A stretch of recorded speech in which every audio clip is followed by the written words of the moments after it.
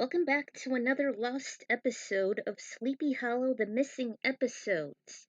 Last time, Team Witness has actually dealt with the Diafolk alone, also known as the Heart Devil, in which this supernatural being can manipulate the heart, whether it be heartburn, heart disease, heart attack, heartbreak, despair, spontaneous feelings of love, that kind of thing. And it nearly got the witnesses to their knees. Ichabod suffered through it, and Laura actually saved him. So, will she actually return to Sleepy Hollow? Well, we'll find out later. But originally, this was supposed to be the idea of having Nick Hawley return. However, I seem to have had a change of heart. So here it is, Chapter 3, The 7 Sacred Virtues. I came up with this, back in Season 2. Finally, after several months in hiatus, I've come up with an idea for the 3rd chapter. Originally, this was supposed to be another encounter with Holly, but I lost interest. So instead, I'm using an idea that I've scrapped away for a long time, specifically around Season 2, when Moloch was attempting to break free. This tells the legend of the 7 sacred virtues, a polar opposite against the 7 deadly sins, and a way to assist the witnesses long ago. Chapter 3, The 7 Sacred Virtues. At that same diner when Abby wound up, after she became an eternal soul, she found Joe and his father August. Chief Tergado was there as well, along with Grace Dixon, Laurie, and George Washington. They gathered around a rocky pit that was emitting some smoke and was glowing with 7 orbs in different colors. The lights from them were growing brighter. A cross was laid within the center of the ring. It's time, isn't it? Yes, we can't wait any longer. Not now, with Crane eternally damned. Crane. We'll always watch over him? Of course. Wait. We always watch over our saviors, Abby, to keep them safe from harm, physically and emotionally. They just don't know it yet. Grace, the former witness and the mill's ancestor, spoke. Soren Crane has done a fine job keeping my tribe together, as did loyal Cub and Cougar. Tergado was referring to Ichabod, Molly, Laura, and Diana from his aliases they were given. We shall pray for them, and watch over them, as they will discover an astounding secret. Captain Crane, keep this country and this secret safe. We're depending upon you. Washington was the last to respond. As they held each other's hands in a circle, the entire room faded into the light. Abby! She breathed heavy as she gazed at the ceiling, recollecting the dream. She pulled herself together after a few moments and sat up. A few hours later, Gavin was just having breakfast in his apartment when he heard some rapid, hard knocking. He almost splattered his cereal as he hopped off his stool. He walked over and unlocked the door leading to the hallway outside, wondering, who could it be this early? He was worried and irritated. It could be the feds or something. However, it was only a familiar though distraught face he saw as soon as he opened it. Jenny? I had a dream. Get dressed and meet me at the camper. We must head back to Washington. Hurry, come on. Okay, wait, I'll get mixed up. Wait, Jenny! There was no answer. The hallway was empty. Slowly, Gavin shut the door. He definitely needed a more appropriate apparel than just PJs. So Gavin ate some of the cereal down before he discarded the remains. When he was ready with a loaded suitcase, a few cereal bars, and a drink, and wearing more comfortable clothing, he rushed outside as Jenny started up the engine. The door closed shut, but it didn't move. Gavin, I need to tell you something very important. I had a dream. I was in the afterlife. I was surrounded by our deceased friends and family. Even Washington was there, including my ancestor. Oh, what happened? What did they say? After a brief pause, they said it was time. They're going to watch over us, as they will unveil a deep secret. But what? Jenny described the dream she had as the camper took off. Gavin's next stop was at Ichabod's flat. Unlike Jenny, he didn't have to knock as the witness immediately opened as soon as Gavin walked up. He stopped him before he was reaching for the door. Hey, Ichabod. Gavin, what brings you here? He looked at his troubled expression. Whatever it was definitely serious. What is it? You have to come to the vault. It's urgent. Where's Alex and Jake? They should be there already. Great. Meet us there. Jenny and I will be waiting for you. Don't forget to bring Diana. I won't. His face softened as he gazed into Gavin's eyes. Gavin, what's happening? You'll find out when you get there. Trust me. Meet us at the vault, post haste. Everyone arrived at the vault. First were Jake and Alex, then Gavin and Jenny. Lastly was Ichabod and Diana. Everyone was discussing the dream Jenny had. They were so enamored with the conversation that they didn't notice there was a visitor emerging from the shadows in the corner. It's a good thing Dreyfus and Job weren't there. The team turned to the source of a deep alto voice. Laura had returned, and she reunited with the team. Gavin and Crane were ecstatic to see her again. The sergeant ran to her and gave her a tight embrace. Hey, it's Laura! She's back! We've really missed you so much. Ichabod walked up to her and Gavin parted. It's quite a pleasure to make your acquaintance again. Pleasure's all mine, Crane. I wouldn't have made the decision to return if it wasn't for you. We did defeat the heart demon together, after all. I'm glad I found that my true purpose is here, with all of you. Come, we have more important business to discuss. Freemason laid her back. After the gang reunited with Laura, they asked what was happening. Jenny reviewed her dream to them once more. Gavin tuned it out, as he had heard all this back in the camper, but it was mostly due to a familiar entrancing sound. He fell into a trance of sorts as he heard a steady rhythm from Onondaga drums. Figured it was made by Turgato as he followed the call. Strangely enough, the back of his right hand began to warm and glow in a strange emblem. Then he heard a muffled chant. He was treading towards some tall shelves and grabbed a small book hidden behind others, while repeating the same mantra he heard in his mind. Gavin! He immediately pulled it out.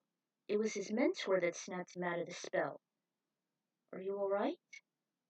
Yeah, I think so.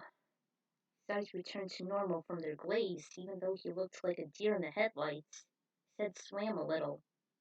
I heard what you were saying. It was an Onondaga. The seven symbols unite. Evil beware of its plight. What? How do you know? Crane, what's up? Gavin just discovered something. A calling from Chief Togato. He kept saying in his native language. Muttered the phrase in the translation. He found this. It was a small book, and the faded denim-colored cover had a seven-sided shape with a sharp point at the top and a cross at the center of it. There was also a thin ribbon attached to it. What do you think it means, Crane? Not quite sure, Miss Jenny, but I do believe the number 7 is quite significant. It is related to the 7 deadly sins. It's mentioned many times in Revelations. But an epiphany came to him. He stated there were usually 7 heroes, at least that's what Gavin, Ichabod, and Jenny could recall. Before Moloch entered the world and unleashed the apocalypse, there were 7, counting the witnesses Turgato, Gavin, Katrina, Jenny, and Holly. There were a few flashbacks from when his son Henry was the Horseman of War, to when the trio met the tribe, to Gavin losing the standoff against Ichabod's kid, to Henry betraying the Demon King after memorizing the Akeda. Then, when Pandora came around, there were 7 heroes as well, consisting the witnesses Gavin, Sergato, Sophie, Jenny, and Joe. Now, after Abby, Joe, and Sergato passed, there are now Ichabod, Laura, Gavin, Jenny, and now Jake, Alex, and Diana. This does really mean something. Yeah, there were 7 of you since the second year of the war. Wonder why there weren't 7 of you when the Horseman of Death made his move. Probably just a coincidence, or maybe something from a higher calling? Everyone was stunned as Diana said. What? I'm still learning, am I?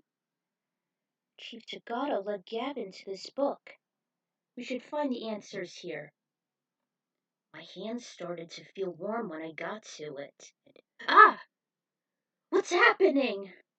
Gavin startled as his right hand burned slightly. An emblem was also emerging in it. It was the same symbol that was on the cover. In a sequence, the exact same symbols appeared on each of their right hands. However, different sections were highlighted along with the cross. Incredible. Ichabod was the first to recover. This must be something to do with the polar opposites of those 7 deadly sins. Perhaps sacred virtues? I've heard of those. Laura also discovered them as well as herself as she returned. She said she only had a sense of belonging with her allies here. She figured there was some connection, even when her own hand warmed, and she found it. She was also taking notes when she was younger of many things, including the said virtues. Then I guess I should call her. Thank goodness it's the weekend. Diana dialed her phone number on her cell. Molly picked up almost immediately, and she actually drew the enchanted symbol in her notebook not too long ago. It was shaped like a crystal with a pointy top and 7 sides. In the center was a glowing crucifix, and each corner on the crystal shape shined with it. On their hands it was exactly what Molly designed. It's quite ironic that Ichabod got 2 markings instead of 1, counting the pentagram under his right arm. Gavin hoped the new symbol would somehow counteract with the accursed image. He was surprised to receive the holy symbol since his soul was damned. Gavin himself wasn't the religious type. Guys, I think I found something. In various documents, Jake summarized the inscriptions. The church fathers made the 7 virtues. Originally, they were created by Aristotle and Plato. The 2 had written the Book of Wisdom, which is one of the 7 books in the Septuagint. One message states that the fruits of wisdom are virtues. Quoted a short passage. For she takes moderation and prudence, justice and fortitude, and nothing in life is more useful for men than these. Thus, prudence governs the others.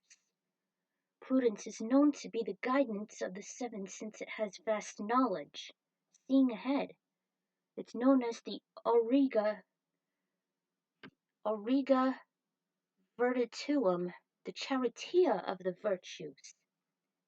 It was just describing the 4 cardinal virtues. The 7 combine the 3 theological virtues, faith, hope, and charity, while there are the 4 cardinal virtues, prudence, justice, fortitude, and temperance. Even Jenny knew so much about that since she was raised in a religious foster home as a child with her sister. Aquinas found an interconnection of practical wisdom, prudentia, and moral virtue. This is frequently termed the unity of the virtues. Aquinas also argued that it not only matters what a person does, but how the person does it. The person must aim at a good end and also make a right choice about the means to that end. The moral virtues direct the person to aim at a good end, but to ensure that the person makes the right choices about the means to a good end, one needs practical wisdom. That could explain Gavin's strong bond, that mind meld with me. Ichabod recalled as he and Gavin had that union. I have prudence. Looked at his right hand again, which actually confirmed this. Theological virtues are different from the cardinal ones, though. Yes, they are. The former three can't be attained without assistance from God. All virtues have as their final scope to dispose man to acts conducive to his true happiness. The happiness, however, of which man is capable is twofold, namely natural, which is attainable by man's natural powers, and supernatural, which exceeds the capacity of unaided human nature. Since, therefore, merely natural principles of human action are inadequate to a supernatural end, it is necessary that man be endowed with supernatural powers to enable him to attain his final destiny. Now these supernatural principles are nothing else than the theological virtues.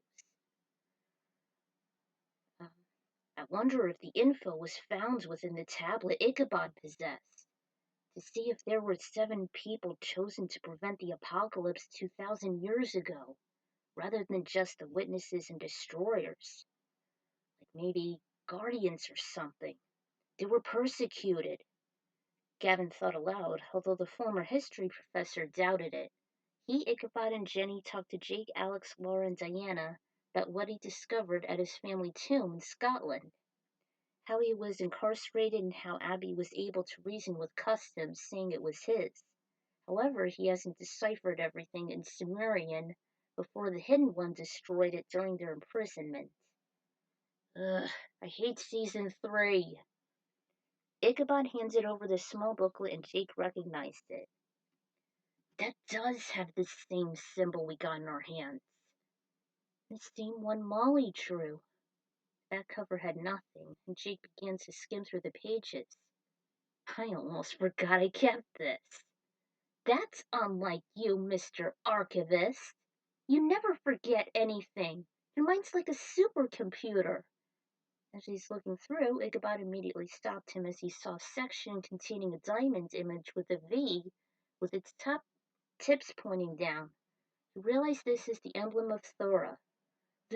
That was the same symbol that Abby was preoccupied with. Ichabod set the record straight, saying the symbol was helpful to both him and Abby in a benign way. It was just misunderstood. The emblem of Thora was just a method of connecting the 2 witnesses. A perfect example was when the 2 golden pieces were attracted to the lower part of the tablet. They were magnetized, and the witnesses thus were inseparable beings. One could barely function without the other. Let's not forget how you met Molly. She was able to talk as soon as she laid eyes on you. Thank goodness the information from the tablet is here. Through the book there was also the similar portrait of the 2 destroyers. Crane explained why they were called that, as their duty was to protect the world from evil and fighting monsters. Hey, look! Gavin noticed the man was holding a weapon that looked like the same as the Purgatory sword. I remember seeing this in Purgatory. His mind drifted back to when he and his mentor first met. Gavin wielded the mysterious blade with the ancient etchings located on its hilt. By comparison to the tablet he found earlier, Ichabod noticed it was originally supposed to be the witness's weapon, but he didn't mind since Gavin had the weapon which assisted the witnesses, and has a strong relationship to them. It definitely needed the upgrade. A few weeks back she borrowed Gavin's sword and melted it into a slimmer, more powerful weapon called the Demon Slayer. Gavin had used it as he was fighting against famine, pestilence, and death, causing twice the damage. I believe I should stay in the vault for a while, to assist Mr. Wells and Miss Norwood. I should probably stay with him, too. I don't really have anywhere else to go, anyway. Alright, Gavin, Diana, and I will talk to Molly about the emblem she discovered. Yeah, that'd be a great idea! Gavin always liked hanging out with the kid, and sometimes teach her the ways of the paranormal. A couple days have passed as Green stayed at the vault, restlessly deciphering the remnants of the info from the tablet and the legend of Sleepy Hollow. Jake eventually decided to help out, as did Alex and Laura. While he slept, the 2 dreamt of the symbol Gavin pointed out while he was describing his feeling of the archives, just after showing him the brood mother from all its attempts at killing them and Abby using their subconscious fears. Meanwhile, Jake looked at the painting of the original Vault 355 team. Paul James, White House slave, worked with the team when he first discovered the mysterious epidemic from a cursed document.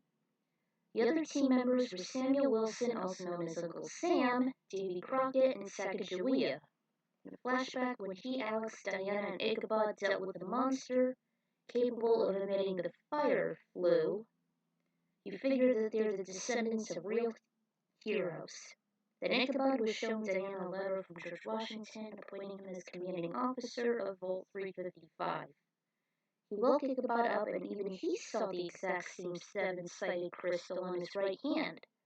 He stated that Gavin and Jenny saw it in Molly's notebook. She said to Gavin, Jenny, and her mom, "I've heard Chief Zagato describe the 7 people in charge of saving the world from evil and people with deadly sins. They were easily influenced by Lucifer during the upcoming battle between him and God. To combat those sins and help purify the earth, 7 chosen ones held each of the sacred virtues. Legend had it that it took 2,000 years ago at Sleepy Hollow, the same time when witnesses were first discovered. They were called the Destroyers, not just because there should always be 2 at a certain time. They were treated as such. So 7 guardians came to be to protect them from the corruption and help end the war in God's favor, including fighting the 4 horsemen that they should survive the end of days. Molly also discovered through another faint spell. Mr. Crane was chosen as a witness from General Washington. Katrina knew it too. That was why his body was buried for 232 years. If I'm correct, I think that the threesome, the original team of Agency 355, actually had those virtues and were passed down to us. It's possible since I used to carry Abby's soul. So her ancestors were also witnesses, had these virtues, and they can also be passed down from generations. That is, if they had similar characteristics to them. I mean, the coward would never possess the virtue fortitude. Maybe Abby's virtue is justice, and she had it after her mentor August Corbin? She did take note of the numerous discussions of the people the witnesses worked with, such as Frank, Reyes, Betsy, and even Grace. I contain the virtue prudence, sagacious wisdom. I can concur that perhaps this was passed down to me by Chief Zagato when he died. He's known to have outstanding knowledge of the supernatural.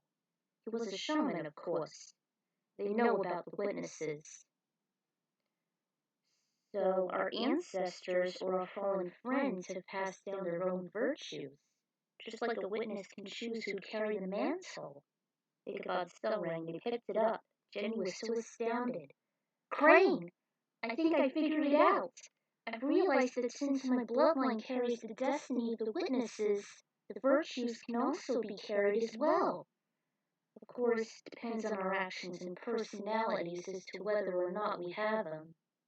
It might be possible to lose them if we were to make the wrong choice, commit a sinful deed, like becoming one of the horsemen." Remembered vividly on the transformation after he was shot by the totem of war. Where? Hey, don't fret, Crane. This could really help us during the apocalypse. We'll stand by your side and be your guardians. Same with Laura, just as they did so long ago. I think for me and Abby, it started with our great-great-great-aunt, Grace Dixon. Maybe it was passed on to Martha, then August, then to my sister. I guess Sophie had it for a short while since she would have been her replacement, and finally there was Diana. It's very fitting since I happen to be the head of Homeland Security.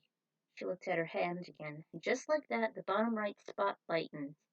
Jenny gazed at hers, revealing the top glowing. It seems I have faith. I guess that spiritual knowledge has paid off. Indeed it has. He soon entered the call and told the trio to gather around him. They held their hands, unveiling their symbols. On Jake's there was the top right, which was hope. Alex had the middle section, which was charity, and Laura had the upper left virtue temperance. Huh, I guess I got it from my parents' strict disciplines. My mom could never ease up, especially since my dad left. She doubted it was from Job and Dreyfus in her time. And I always thought you were the temperate one, Crane. Making the group snicker, looked at the portrait. I think that hope was passed down from my ancestor, Paul. He was born into slavery in 1799, but his mom was once enslaved by Dolly Madison, the First Lady of James Madison, and her family in 1844. He's known to have a mix of African Native American blood from his mom. He's known to be an abolitionist during the Civil War, as well as a slave who received valuable items from the burning Capitol during the War of 1812. He carried away the only surviving evidence, the Lansdowne portrait. He was also known to be a gifted author. This has to be why I've wielded this virtue, because of my amazing skills as an archivist. I was a resident of Washington, and by Jennings' heritage, I obtained the virtue of hope, and I'm his descendant. Yeah, I've donated many things, even when I was a child. Maybe that's why I have charity. Not only that, but you seem to be very protective, especially when I'm in a bind. Oh, come on, Jake. No, he's right. Your, your etymology is known to defend and help others in need. It does leave a taste as bitter as rum, but Hawley might have had this, even though he only cares himself and wanting to warm up to the mills. You, Miss Norwood, are good with artifacts and dissecting weapons and combating the supernatural. Unlike Hawley, he couldn't obtain it due to his selfish monetary motives. And what about Gavin? He did mention a common ancestor named Leon Lucas. He was once a young fair soldier during the Revolution as part of the militia. He volunteered in order to help protect his country as well as his own life from execution. It's a shame how they treat the handicapped unfairly. I suppose he passed it along the Lucas bloodline to Gavin. He does have tremendous courage. And what about you? He had a loss for words. I Could it be Washington? Before Turgotto had it? Maybe. Maybe. Or maybe it all started with the first witness. The one that existed 2,000 years ago. Who? After a few deep moments of deep thinking, Laura's eyes went as wide as saucers. Could either be Moses or Elijah. What? How, what? How do you know? Well, you said it could be the first witness. He probably passed it on when the end of days was arriving, and he must have astronomical knowledge for the greater good. So, what if Ichabod was the descendant of either one? They looked at their leader, losing their tongues. It all makes sense now. I was the recipient of his virtue and his destiny. Theorized from a long bloodline which grew short from persecution, he was eventually chosen during the latter days of the Revolution. Washington didn't mention it in his Bible as he wanted to keep it top secret. So General Washington had temperance in the mantle of the witness, and you to this day carry his legacy, which was why you were always chosen as the head of the vault.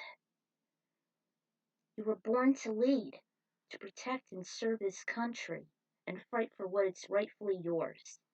You've earned this, Crane. Yes, thank you, Laura. I know my course now. General Washington has chosen wisely. I have the virtue that governs all. I am the charioteer. I swear, with all the arcane knowledge I shall wield, I will bring this world to victory and achieve my final destiny. I've scrapped away this idea for quite a while, since the latter half of season 2, I think. but I might use this concept to help support Ichabod in a way since he is damned. I had this concept of the seven sacred virtues: faith, hope, charity, prudence, justice, fortitude, and temperance. From the start, Ichabod had temperance, Dragato had prudence, and Gavin had fortitude. However, the others kept changing. Since Ichabod will be eternally under Lucifer's prison, it may be the right time. 7 virtues were passed down from each of the chosen one's ancestors: Jenny from Grace, Ichabod from the First Witness, etc. And here are the songs for that. There was a little reference to the disturbing one-shot Dreamscape, where Gavin first had this new sensation in his right hand while he was showing Ichabod the Broodmother. It was non-canon, but I figured in a dream sequence it'd be somewhat relevant. I don't feel like reciting that fic. If it wasn't for the intel I'd found in Wikipedia, I'd be forever stuck. The virtues and the end of days were complicated things to cover. Going down in deep trying to tie up loose ends is not an easy task. And I wish I could find some help for this. If only I could find more sleepyheads. I can't be sure where the rest of the story will go. This took me almost ages to put this chapter to work. So, stand by, loyal viewers. And I just had another idea, accepting Nick Hawley. But you'll see why later. And, while I'm at it, I would like to introduce the 7 sacred virtues. This was the idea I had since back in season 2. Damn. Wonder if this actually does exist to combat the 7 deadly sins. So, until next time, sleepyheads, this is the Ecron Writer signing out.